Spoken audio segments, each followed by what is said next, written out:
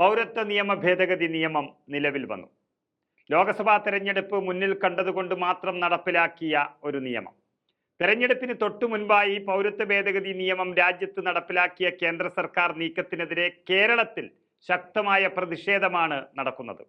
കേരളം ഭരിക്കുന്ന CPM-ഉം അതുപോലെ കോൺഗ്രസും മുസ്ലിം ലീഗും എല്ലാവരും ശക്തമായി തന്നെ ഇതിനെതിരെ രംഗത്തുണ്ട്. എന്നാൽ ഇതിനുള്ളിലെ ആത്മാർത്ഥതയാണ് ഇവിടെ ചോദ്യം ചെയ്യപ്പെടുന്നത്. ഒരു കാരണവശാലും മുസ്ലിങ്ങളെ ബാധിക്കുന്ന ഈ നിയമം കേരളത്തിൽ നടപ്പിലാക്കില്ലെന്ന് വായ കൊണ്ട് പറയുന്ന പിണറായി വിജയൻ എന്ന മുഖ്യമന്ത്രി CAA പ്രതിഷേധത്തിന്റെ പേരിൽ ഈ സംസ്ഥാനത്തെടുത്തിട്ടുള്ള കേസുകളൊന്നും റദ്ദാക്കാൻ ഇതുവരെ തയ്യാറായിട്ടില്ല. അതിലെ തന്നെ ഇരട്ടത്താപ്പ് വളരെ വ്യക്തമാണ്. പല വകുപ്പുകളും ചേർത്ത് ഭാവി തന്നെ നശിപ്പിച്ചു പോകാവുന്ന തരത്തിൽ പല പ്രതിഷേധക്കാരുടെയും നേതാക്കളുടെയും അടക്കം പേരിൽ കേസെടുത്തിട്ടുണ്ട്. അത് പിൻവലിക്കാൻ മുഖ്യമന്ത്രി പിണറായി വിജയന് പേടിയാണ്. BJP നേതൃത്വം ഇതറിഞ്ഞാൽ പിണറായി വിജയന് ജയിലിൽ കിടക്കേണ്ടി വരും. അത്രയും കേസുകൾ അദ്ദേഹത്തിന് മേലിൽ ഉണ്ട്. BJPയെ ഭയന്നാണ് പിണറായി വിജയനും കുടുംബവും ജീവിക്കുന്നത് തന്നെ.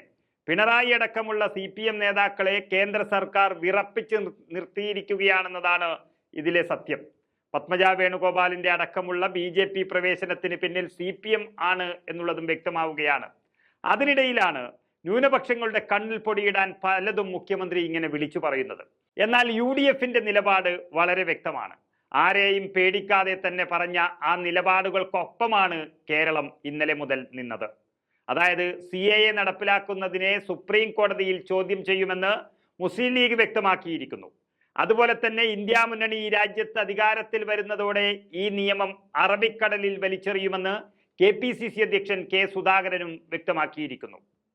അതിനിടയിൽ CAക്കെതിരെയുള്ള സമരം ചെയ്തവർക്കെതിരെ കേസെടുത്തതല്ലാതെ ബാക്കിയെല്ലാം കണ്ണിൽ പൊടിയിടാനുള്ള തന്ത്രവുമായിട്ടാണ് മുഖ്യമന്ത്രി പിണറായി വിജയൻ മുന്നോട്ട് പോകുന്നത്. അത് കേരളം തിരിച്ചറിഞ്ഞു കഴിഞ്ഞു. തെരഞ്ഞെടുപ്പ് പ്രഖ്യാപനത്തിന് മണിക്കൂറുകൾക്ക് മുൻപുള്ള ഈ കേന്ദ്ര നടപടി നിയമവിരുദ്ധമാണെന്നും അതിൽ നിലനിൽക്കില്ലെന്നും PK കുഞ്ഞാലിക്കുട്ടി ഉറപ്പിച്ചു പറയുകയാണ്. മതത്തിന്റെ പേരിൽ മനുഷ്യനെ വിഭജിക്കാൻ അനുവദിക്കില്ലെന്നും ജാതിമതാടിസ്ഥാനത്തിൽ പൗരത്വം എന്നത് ലോകം തന്നെ അംഗീകരിക്കാത്തതാണെന്നും UDFന്റെ ഉറച്ച നിലപാടാണ്. ഇത് ലോകത്തെവിടെയുമില്ല. ഇത് ഭരണഘടനാ വിരുദ്ധമാണ്. ഈ നിയമത്തിനെതിരെ മുസ്ലിം ലീഗിന്റെ കേസ് ഇപ്പോൾ കോടതിയിൽ നടക്കുകയാണ്.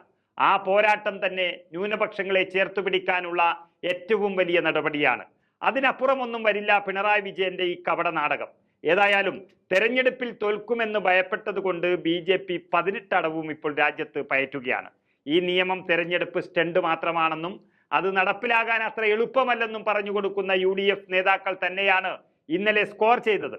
മനുഷ്യരെ വേർതിരിക്കുന്ന ഈ നിയമം നടപ്പിലാക്കാൻ ശരീരത്തിൽ രക്തമുള്ളിടത്തോളം അനുവദിക്കില്ല എന്നുള്ള KPCC അധ്യക്ഷൻ സുധാകരന്റെ വാക്കുകളാണ് കേരളത്തിൽ ന്യൂനപക്ഷങ്ങളെ ആശ്വാസപ്പെടുത്തിയത്.